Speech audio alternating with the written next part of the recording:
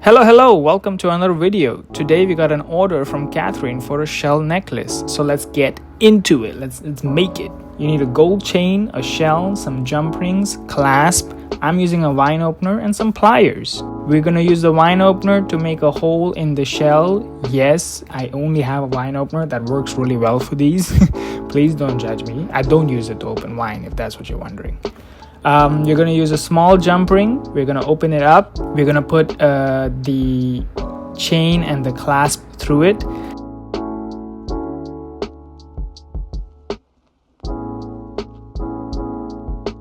Yeah, you can kind of see that I'm struggling because these things are hella tiny, like totally tiny.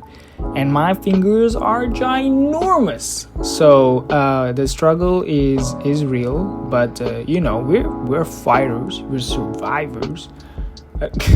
So we get through it. Yeah, we're strong like that.